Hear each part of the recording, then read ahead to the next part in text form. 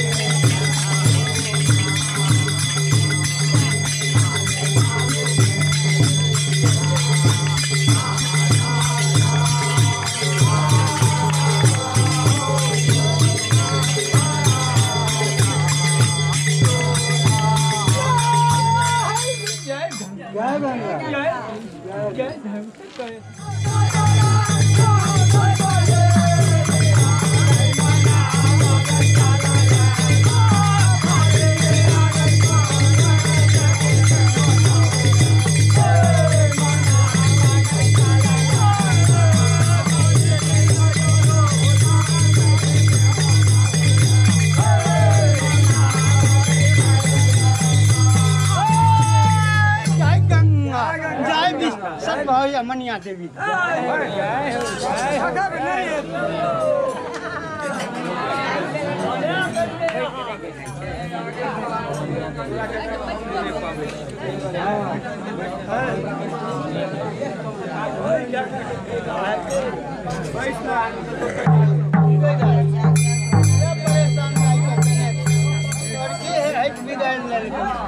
एक जन्म केना बउआई दूसरा जन्म कर कर्तव्य कऽ के चल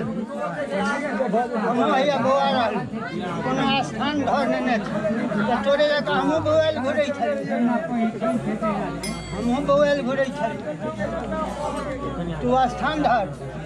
बाज बाज बाज की करबही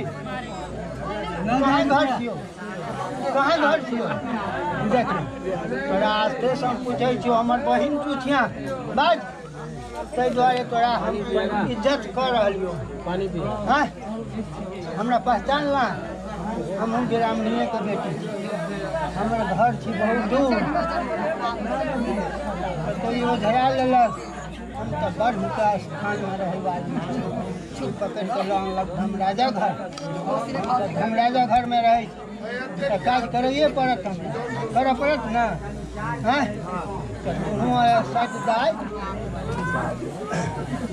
अपना स्थान जतऽ दीवारा का स्थान पर चल जा कोनो दाई माई के पास में नहीं रही खटा के मार देतो बेजा में नहीं रखो गंदा जगह पर रखतो ना हाँ बाज इज्जत हम दे रही हूँ आ टाइम नहीं लगा बहुत गुहरिया की करबी रब ही की जब ही बस हाँ नौधारी कर नौधारी कर ना एक बेर उठा ले गाय एक बेर दाई उठा लेकिन तोरो सकते हमरो सकते उठा दाई ले दाई ले तू हमर बहिन छे एतऽ से धार दाई एतऽ से धार हाँ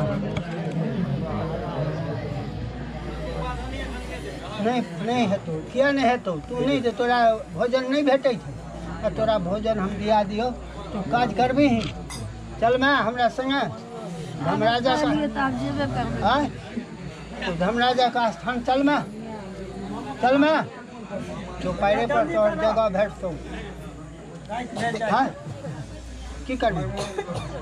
नौ नहीं घड़ेली तुका लोग सब की कहे तुका दाई माई की कह रहे दाई माई कह रहे हैं कि नकल करे थी ओ दाई देख कनी ओकरा सबके सुना दे एक बार सुना दे चल इज्जत के साथ तोरा हम नहीं गाड़ पढ़लियो नहीं मैं थापरो नहीं दलियो चला तू तो गोरा बहुते कहता लाइन काट जाल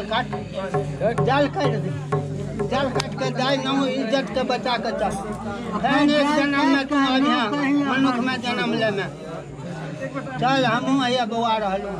हमरो माय बाप बड़ धनी का घर बेटी बोले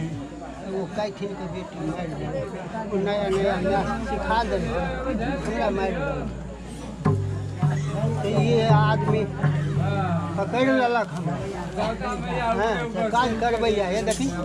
नहीं किछु खुएलक नहीं पिएलक या खटा रहल हम ओकर जान छियै